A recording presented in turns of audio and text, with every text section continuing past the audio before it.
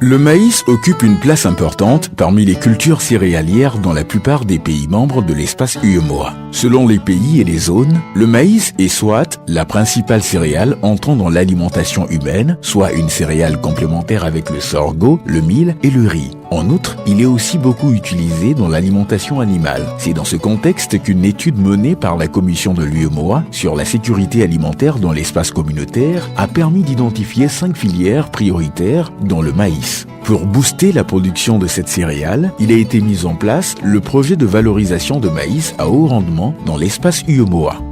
L'objectif du projet maïs UEMOA, ça vise tout d'abord l'intégration. C'est un des premiers objectifs visés par l'UEMOA. L'intégration donc, des pays membres de l'UEMOA à travers donc, une exploitation judicieuse des résultats de la recherche et surtout l'échange entre les pays membres de l'Union et permettre aussi d'établir une très bonne relation entre les acteurs parce que c'est un projet qui touche directement la chaîne de valeur de la filière, voire identifier les différents acteurs et les mettre en relation pour que la production, pour que l'aval tire aussi l'amont, la production, et donner plus de valeur donc, à la filière maïs. Donc c'est un projet à 3 composantes, composante production, composante transformation et composante commercialisation. Ainsi, les principaux bénéficiaires de ce projet sont les producteurs de semences et de grains de maïs, les éleveurs, les centres de recherche agricoles, les transformateurs, les commerçants, les acteurs du développement, les collectivités territoriales et les gouvernements de l'espace UEMOA. Il s'inscrit donc en droite ligne des objectifs de la politique agricole commune de l'Union, à savoir assurer la sécurité alimentaire et soutenir le développement économique et social des pays membres. Dans tous les États de l'UEMOA, le maïs vient soit en première ou en deuxième position au titre des consommations en termes de besoins alimentaires humains, comme au niveau de la production animale. C'est cette raison qui a amené l'UEMOA à apporter un appui à ce projet important sur le maïs. Le coût estimatif est pour la commission de l'ordre de 1,150 milliard. Mais les effets attendus sont plusieurs milliards. Les impacts sont partout et seront à tous les niveaux, au niveau même de la production, de la commercialisation, de la transformation et en termes même de savoir-faire et au niveau des innovations que ce projet va générer. Donc il y a 1,150 milliard que l'UEMOA apporte, mais nous allons évaluer le projet à la fin et il n'est pas exclu que nous puissions aller encore plus loin. Pour accroître le taux d'adoption des semences certifiées et les paquets technologies y afférents de 50%, ainsi que la production du maïs de 50 à 100% selon les zones, 6 variétés développées par des chercheurs de l'Institut de l'environnement et de recherche agricole. Stations de Farakoba au Burkina Faso sont en expérimentation. Ces variétés se caractérisent par le haut potentiel de rendement, 5 à 9 tonnes par hectare, la valeur nutritive et la résistance aux conditions climatiques difficiles. Il s'agit des variétés Barka, Wari, Espoir, SR21, Kamsaya et Bondofa. Les 2 premières dont je vais parler vont concerner les 2 hybrides. Il s'agit de Bondofa, qui est un hybride de couleur blanche, qui a un cycle de 97 jours, qui met en valeur la bonne disponibilité de terres riches, de suffisamment d'eau, et qui permet d'obtenir jusqu'à 8 tonnes à l'hectare. La deuxième variété hybride s'appelle Kamsaya. Elle a un cycle de 91 jours, donc légèrement plus précoce que Bondofa, et elle a un rendement qui peut aller jusqu'à 9 tonnes à l'hectare.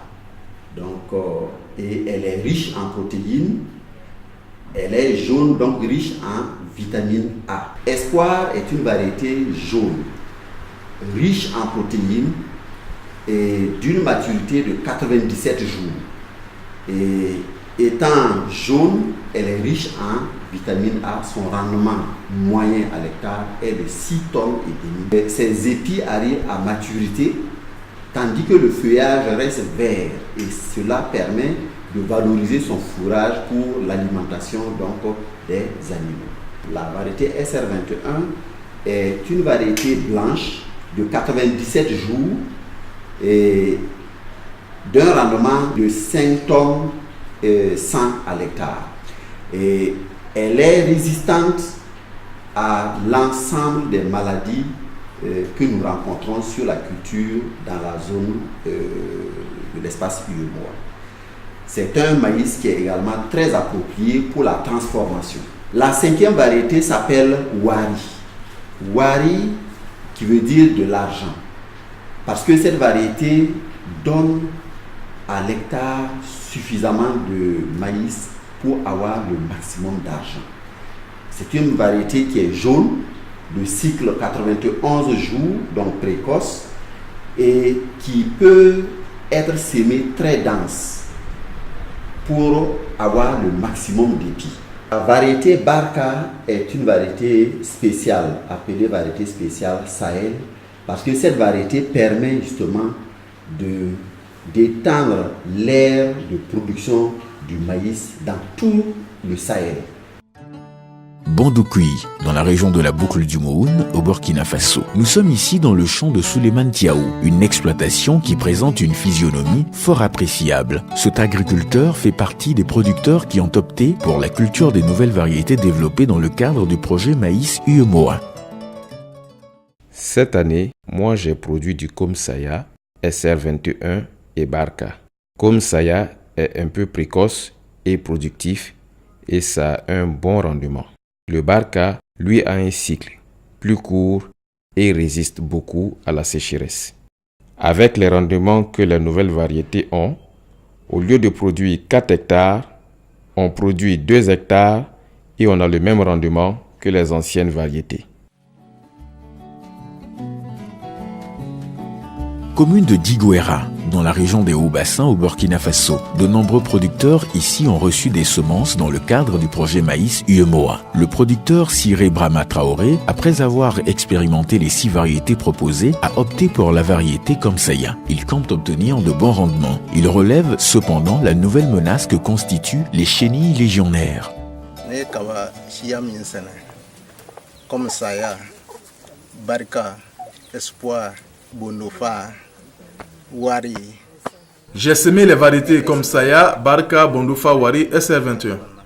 Toutes ces variétés ont un bon rendement. Pour avoir de bons rendements, il faut surtout suivre à la lettre l'itinéraire technique de production tel que montré par les encadreurs techniques. Mais c'est le manque de semences qui constitue souvent notre difficulté. C'est cette année pour la première fois que j'ai été confronté aux attaques de chenilles légionnaires. Et pour le moment, les encadreurs agricoles n'ont pas encore trouvé de solution contre ce fléau.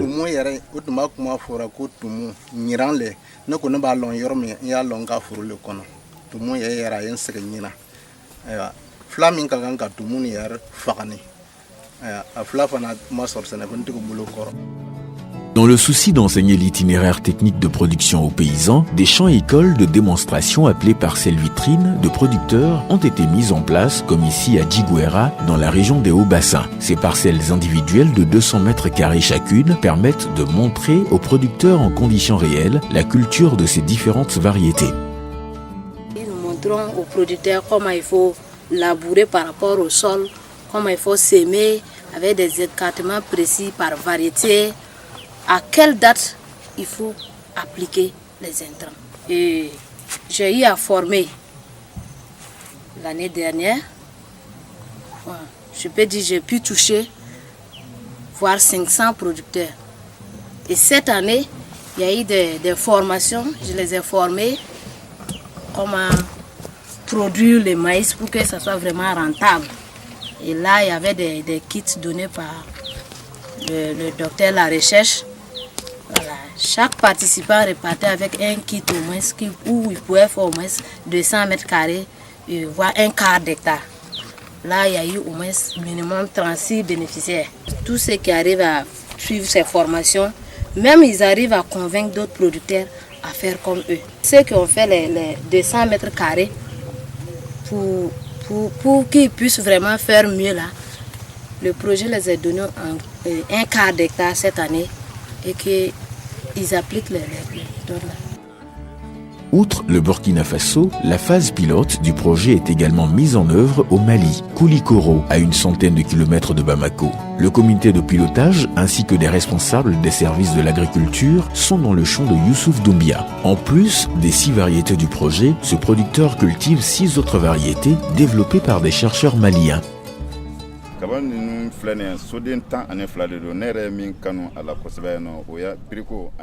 J'ai 12 variétés de maïs ici dans mon champ. Mais celles que je préfère le plus sont Brico et Bondofa. La variété Brico a un cycle de 75 jours et dès que l'on met les engrais au moment indiqué, tout se passe bien. La variété Bondofa a de longs et gros épis et surtout sa croissance est rapide. Voici les raisons pour lesquelles j'ai choisi de cultiver ces 2 variétés.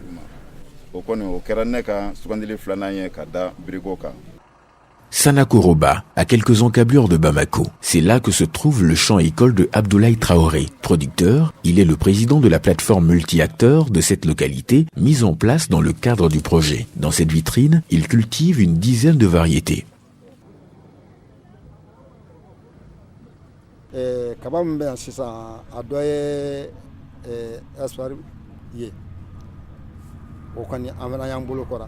Je cultive ici les variétés Bondofa, Wari, Espoir qui viennent du Burkina Faso ainsi que d'autres variétés maliennes telles que Sama par exemple. Il y a aussi des variétés chinoises. J'ai observé les mêmes conditions de semis pour ces différentes variétés. Ici, nous sommes surtout confrontés à la sécheresse. Et j'ai pu constater que les variétés du Burkina Faso, notamment Bondofa, résistent mieux à la sécheresse.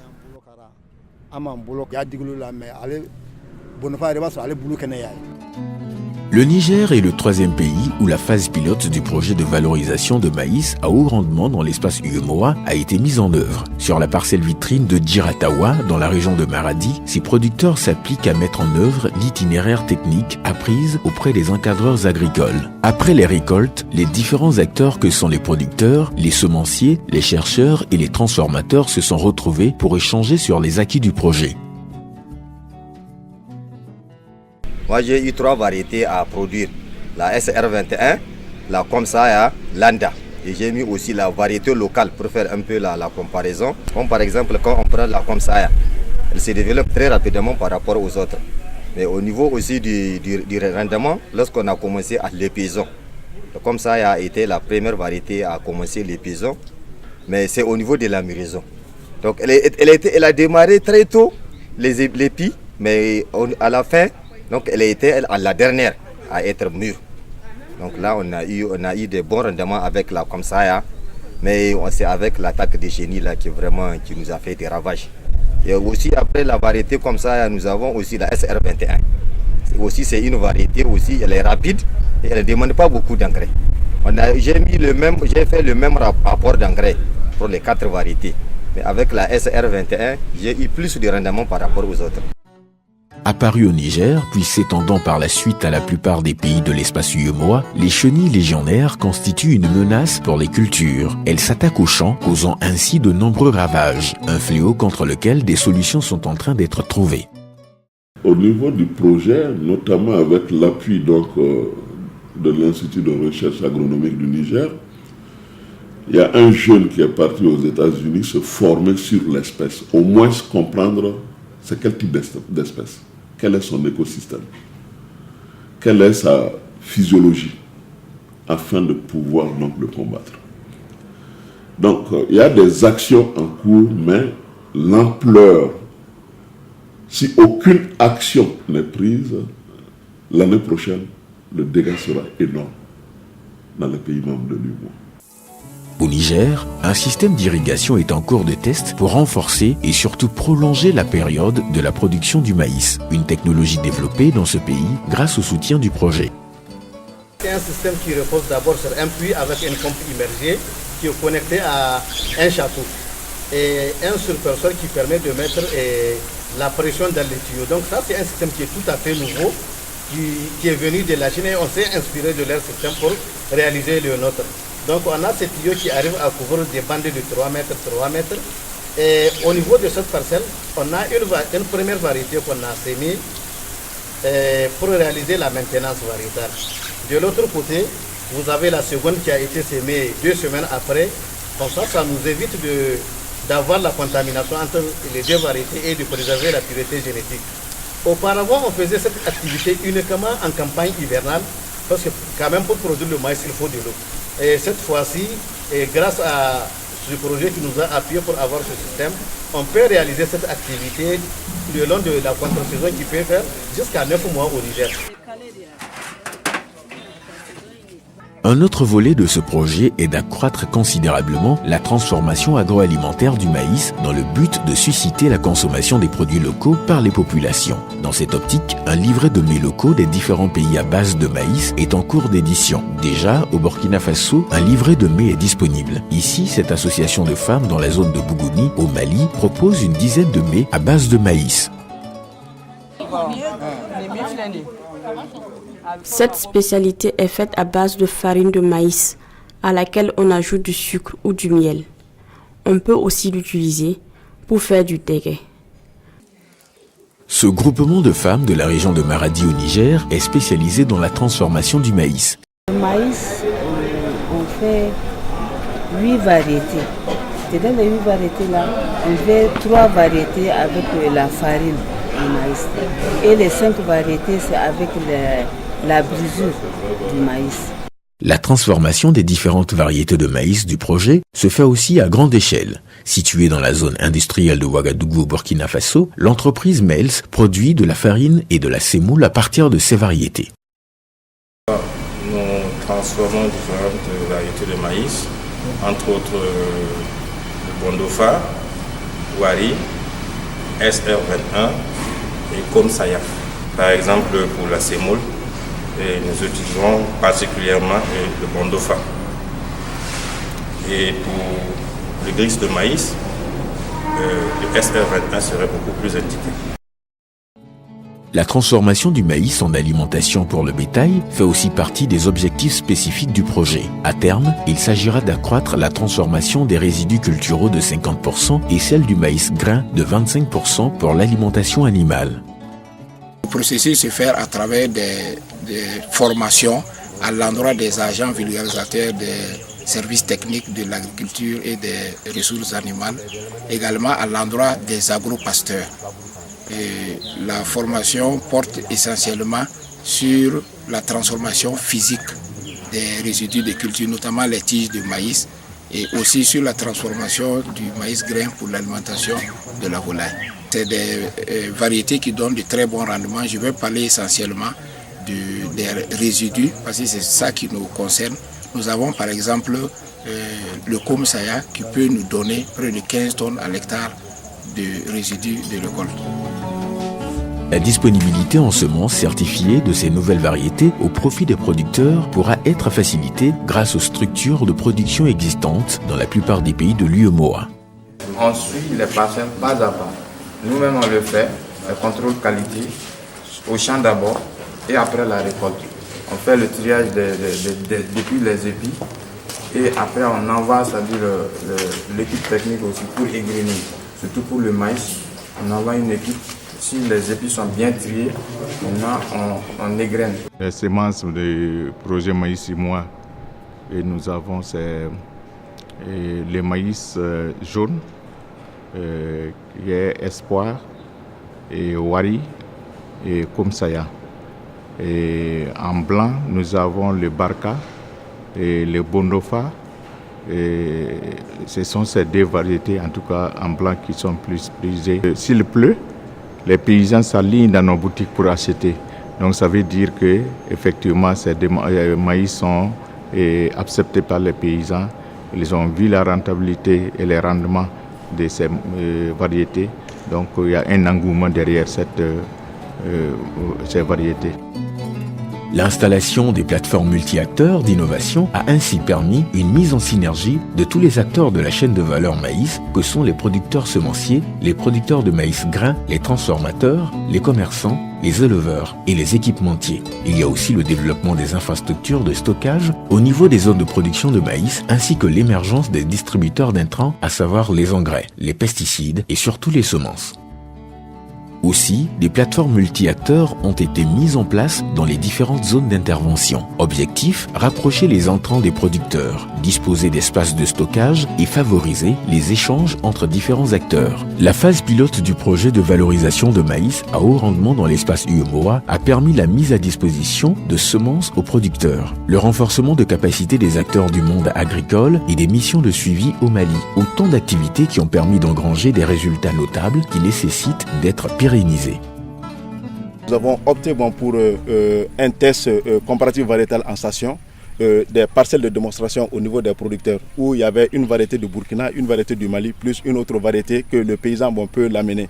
Donc cela a eu lieu en 2016 et en 2017.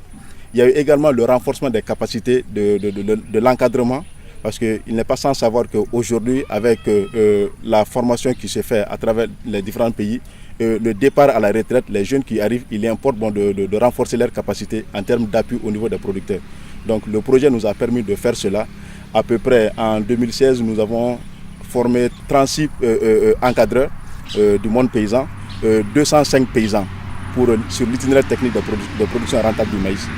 Également en 2017, nous avons formé une cinquantaine d'encadreurs, plus 160 paysans sur l'itinéraire technique de la production du maïs. Et également, nous avons initié un renforcement de capacité des transformatrices pour les mets à base de maïs. Cela se passe en 2016. Et en 2017 également, il est prévu de faire un recyclage. L'arrivée du projet Maïs UEMOA a été vraiment un cadre nous permettant de renforcer et de consolider ce que nous avons au niveau du Mali concernant les plateformes multi-acteurs. Je suis convaincu que les producteurs qui nous ont accompagnés à travers la mission de supervision en 2016 et en 2017 ont été convaincus de l'utilité de ce projet. Et si le Maïs UEMOA n'était pas, il fallait vraiment trouver les moyens appropriés pour la création de ce projet. Nous pensons vraiment que le directeur de l'IR l'a dit, c'est un projet unificateur, un projet intégrateur. Partout où nous avons été à travers l'administration de la recherche agricole, l'administration du développement rural, et même au niveau des hommes politiques, à travers les élus locaux, tout le monde pense que ça c'est une initiative à encourager. Au Niger, la coordination locale du projet de valorisation de maïs à haut rendement dans l'espace UEMOA, au regard des actions menées sur le terrain et surtout du potentiel d'extension de la culture du maïs, compte sur une seconde phase du projet pour poursuivre ses activités. On a réalisé des tests sur au moins une trentaine de sites au Niger et grâce à ces tests, on a ciblé 4 variétés parmi celles qui sont introduites dont on va commencer la multiplication cette année. Donc ça c'est la première étape, c'est la maintenance de ces variétés et une petite quantité aussi qui va être envoyée aux entreprises sémencières pour commencer la production à grande échelle. Et pratiquement avec la seconde phase, qu'on pense à aller à une grande échelle, puisque cette activité d'abord on l'a réalisée avec seulement quelques entreprises sémencières et avec un nombre très réduit de producteurs comparé quand même aux producteurs du maïs du Niger. Il y a beaucoup de zones qu'on n'a pas couvertes et maintenant grâce aux résultats très intéressants qu'on a eu avec ces quelques sites, on pense qu'une fois la seconde phase acquise, on va permettre de toucher un grand nombre de producteurs et de toucher aussi certains acteurs de la filière maïs comme les commerçants et qu'on n'a pas beaucoup impliqués dans cette première phase. La phase pilote du projet s'achève après 4 années de mise en œuvre dans les 3 pays pionniers de l'UEMOA. Les visites de terrain dans les champs-écoles des producteurs, les rencontres entre la coordination du projet et les différents acteurs que sont les chercheurs, les encadreurs agricoles, les producteurs semenciers, les transformatrices montrent la nécessité de la poursuite des activités du projet. Un besoin réaffirmé par des responsables du secteur agricole des pays concernés par cette phase expérimentale. Pour lutter contre l'insécurité alimentaire, nous avons retenu qu'il faut promouvoir la culture du maïs à tous les niveaux. Nous avons demandé à l'UEMOA un moment de nous aider à structurer la filière riz et la filière maïs. Pour ce qui concerne la filière maïs, nous avons dit qu'il ne sert à rien de produire si tous les acteurs qui évoluent sur la filière ne sont pas prises en charge pour qu'il y ait une bonne coordination de l'ensemble des acteurs. C'est en ce moment qu'on peut tirer le plus grand profit de cette culture. Fort de ce constat, la coordination du projet s'attelle à la capitalisation des différents acquis et surtout à leur pérennisation. Cela devrait être effectif avec une seconde phase du projet qui sera étendue aux autres pays membres de l'UEMOA avec un coût estimatif de 12,5 milliards de francs CFA. Les résultats obtenus ont été très encourageants, aussi bien pour les scientifiques que pour les producteurs, pour les commerçants et pour les entreprises. Donc nous pensons qu'il faut conduire cette expérience-là jusqu'à maturation, si je peux me permettre, jusqu'à maturation. Et une fois que ces partenaires seront mis en relation, et je pense qu'en ce moment, le projet pourra juste coordonner les actions, mais non pas intervenir de façon active comme durant la phase pilote. Du fait de la visée régionale du projet de valorisation de maïs à haut rendement dans l'espace UEMOA, les acquis et les expériences bénéficieront à l'ensemble des pays de la communauté. Toutes choses qui concourent à la promotion et à la compétitivité de la filière maïs, à la lutte contre l'insécurité alimentaire, à la consolidation du tissu économique et partant au développement économique et social des pays de l'espace UEMOA.